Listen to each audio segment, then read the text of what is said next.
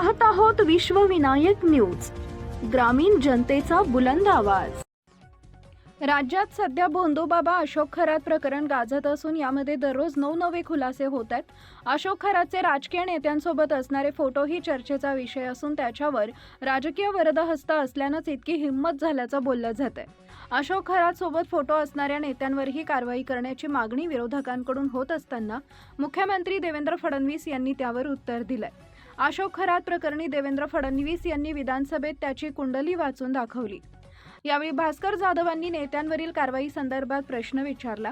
तुम्ही दाखल झालेले गुन्हे, संपत्ती आणि नीच वागणूक या संदर्भात सविस्तर सांगितलं। तुम्ही संस्थेच्या संचालकांची चौकशी करणार असल्याचं सांगितलंय। काही अधिकारी आर्थिकदृष्ट्या सहभागी असल्याचाही उल्लेख झाला। माझं म्हणणं आहे की फक्त आर्थिकदृष्ट्या नाही तर संपूर्ण माहिती असतानाही कानाडोळा केला म्हणून इथपर्यंत आलं।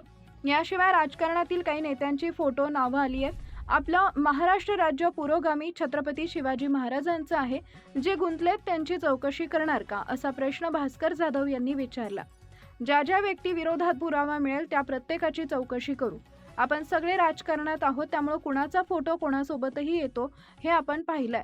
फक्त फोटो सोबत आहे यावरून आरोपी करता येणार नाही, पण आता आपण डिलीटेड डेटा ही संपूर्ण काढत आहोत। या डेटामधून कोणाचा संपर्क होता का, कुणी व्यवहार केलाय का, कुणी मेसेज केलाय का हे उघड होईल। जो कोणी असेल त्याची चौकशी केली जाईल असं फडणवीस यांनी सांगितलंय। जाणीवपूर्वक आपण एसआयटीचे प्रमुख एका वरिष्ठ महिला अधिकाऱ्याला केलाय। त्यांचा ट्रॅक रेकॉर्ड चांगला आहे। आपण कोणालाही पाठीशी घालणार नाही।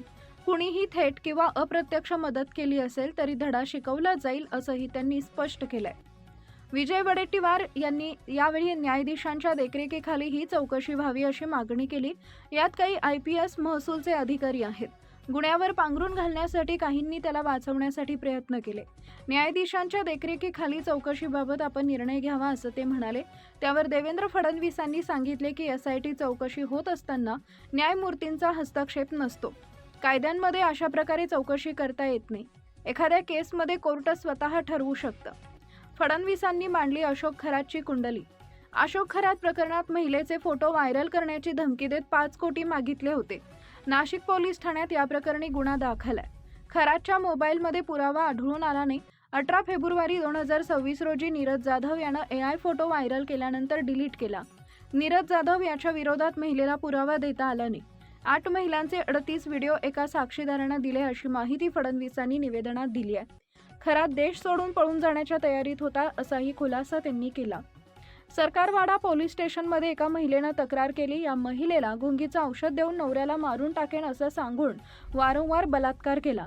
या गुन्ह्याचा प्राथमिक तपास देत असताना 6 लाखाची रक्कम, 2 लॅपटॉप जप्त करण्यात आले। DVR, रिव्हॉल्व्हर, जिवंत काडतुसं आणि फायर केलेले 5 काडतुसं मिळाली। पीडित महिलांची ओळख पटवून त्यांना तक्रार देण्यास तयार केलंय असंही त्यांनी सांगितलंय। यावेळी फडणवीसांनी खरातच्या एकूण संपत्तीची आणि आतापर्यंत झालेल्या संपूर्ण कारवाईची सविस्तर माहिती दिली आहे। अशाच ताज्या बातम्या पाहण्यासाठी विश्वविनायक न्यूजला लाईक करा, सबस्क्राईब करा आणि बेल आयकॉन प्रेस करा।